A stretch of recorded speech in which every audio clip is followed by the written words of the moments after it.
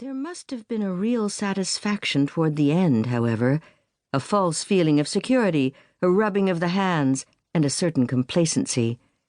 And then, suddenly, the whole carefully woven fabric was destroyed. Strange and mysterious and bitter that must have been. Everything provided against, and then, at the last, to be destroyed by a door, a thing of wood and paint with an ordinary tarnished brass knob. Months had passed. Hundreds of hands had touched that knob in the interval. The door itself had been painted.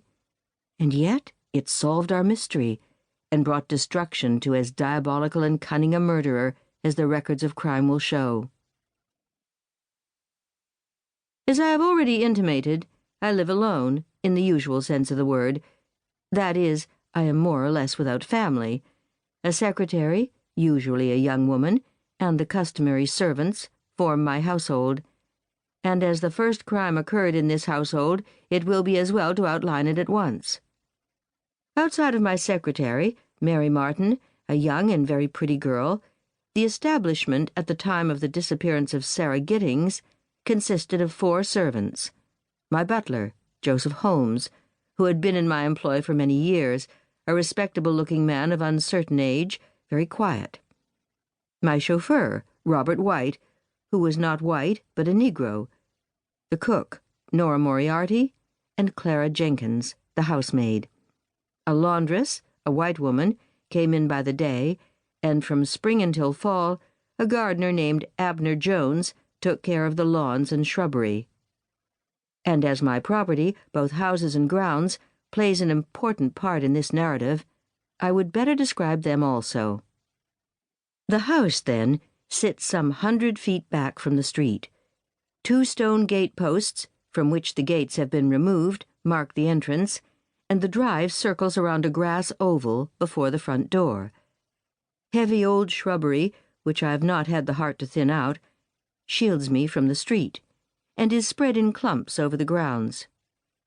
Thus, the garage at the rear is partly screened from sight, although, as was shown later, there is a clear view from it of the pantry window. At the rear, behind the garage, lies a deep ravine, which has been recently incorporated into the city park system, and at one side of me lies an acre or 2 of undeveloped property, known as the Larimer lot.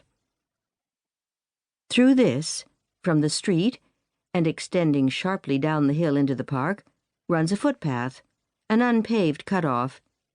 In winter, when the leaves are off the trees, I can see a portion of this path, not all, for both the lot and the path are heavily boarded with old cedars. Our first crime took place on the Larimer lot, not far from this path. I have no near neighbors. This part of the city was country when the house was built, and the property on the other side is very large, 10 acres or so. It was recently bought by a retired bootlegger, and has no part in this narrative. The house itself, my house, is old-fashioned, but very comfortable.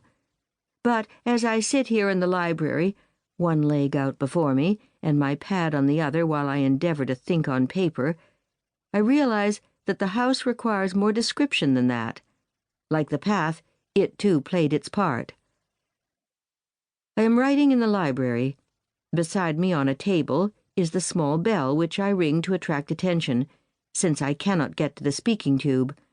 I have said we are old-fashioned, and a row of soft pencils, like the one which later on we found on the skylight over the lavatory. There is a desk, an old Queen Anne walnut one, an open fire, chairs, and books. From the side windows, one commands the Larimer lot. From the front, the entrance drive.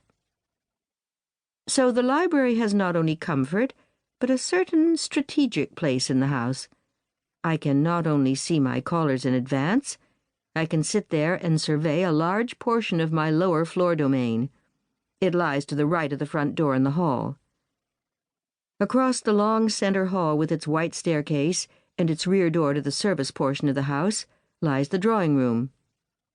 I can see now the forward end of it, with its ormolu cabinet, its French sofa done in old rose damask, and that painting of my father, which does the bell nose.